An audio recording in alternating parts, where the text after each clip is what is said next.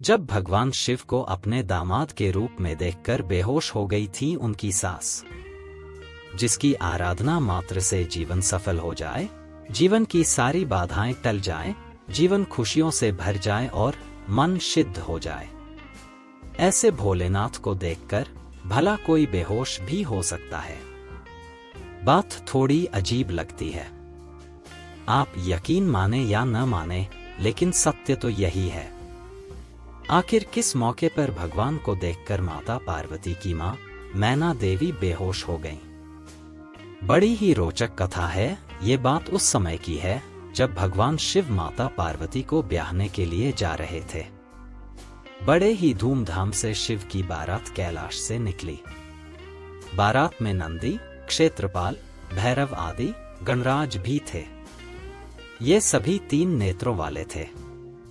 सबके मस्तक पर चंद्रमा और गले में नीले चिन्ह थे।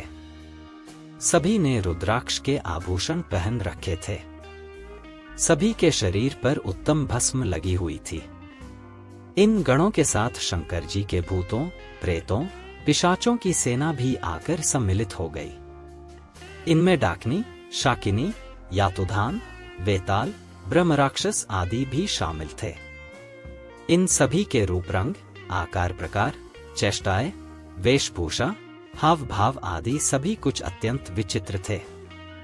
भगवान शिव के ये बाराती जब मैना देवी भगवान शिव की सास के द्वार पहुंचे तो खुशी के मारे सभी दूल्हे को देखने के लिए आतुर हो रही थी। उन सबके बीच से मैना देवी भगवान शिव की सास हाथों में आरती की थाल लिए अपने दामाद को देखने के लिए पहुंची।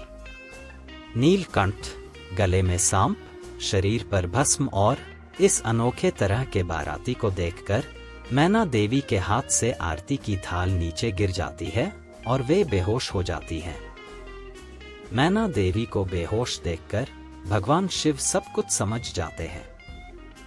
मैना देवी को उनके कमरे में लाया जाता है। जब उन्हें होश आता है तो अपने पति को भला बुरा कहते हुए वो माता पार्वती को चूमते हुए कहती हैं कि मेरी पुत्री के लिए ये कैसा वर खोजा है आपने, कैसे रहेगी वो उनके साथ। मैना देवी ने भगवान शिव और मैना देवी के विवाह प्रस्ताव को टाल दिया। उन्होंने बारात को वापस जाने को कहा। ऐसा देखकर पार्वती जी ने शिव से आराधना की कि वो अपने सामान्य रूप में आए।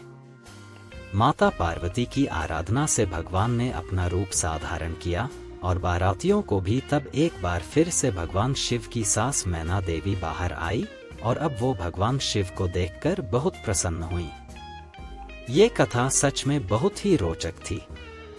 भोलेनाथ को देखकर भी कोई बेहोश हो जाए और अपना दामाद बनाने से इनकार करे, ये तो तभी संभव है जब खुद भगवान अपनी लीला कर रहे हों।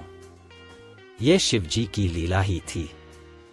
वो माता पार्वती की मां को सत्य का आभास कराना चाहते थे।